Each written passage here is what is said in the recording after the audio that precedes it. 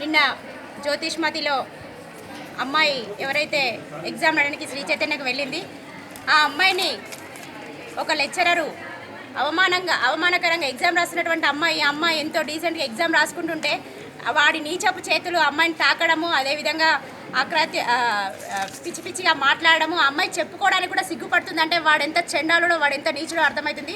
ఈ విధంగా శ్రీ చైతన్యలో గతంలో కూడా గత నెల రోజుల కిందనే మనం ఇంకా సంఘటన మర్చిపోలేదు. ఎవడైతే లెక్చరర్ ఎవడైతే ఉన్నాడో వాడు ఒక అమ్మాయికి అసభ్యకరమైనటువంటి పోస్టులు పెట్టినటువంటి సంఘటన మనం అందరము చూస్తూనే ఉన్నాము. అది మరవక ముందే మళ్ళీ శ్రీ చైతన్యలో మళ్ళీ ఒక ఘటన జరగడము, ఇది ఆ యాజమాన్యానికి సిగ్గుచేటు అని చెప్పేసి నేను అనడం జరుగుతుంది. ఎందుకంటే రమేష్ రెడ్డి గారు మీరు చేసినటువంటి ఈ విధంగా ఇలాంటి లెక్చరర్లను, ఆకతాయి లెక్చరర్లను మీరు తీసుకొని పిల్లలకు ఏం చదువులు చెప్పిస్తున్నారని చెప్పేసి మేము ప్రశ్నించడం జరుగుతుంది.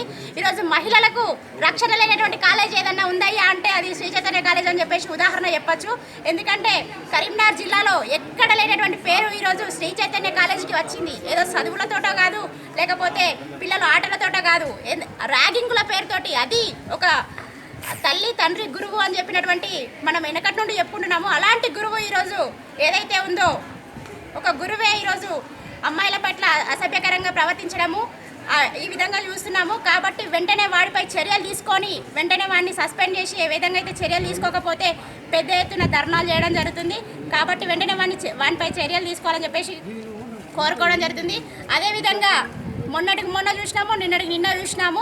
మళ్ళీ ఇలాంటి లెక్చరర్లను మీరు ఎంకరేజ్ చేసినటువంటి శ్రీ చైతన్య కాలేజ్ మూత పడే వరకు ఈరోజు మహిళా నేతలందరూ పెద్ద ఎత్తున ధర్నా చేస్తారని చెప్పేసి కోరుకోవడం జరుగుతుంది.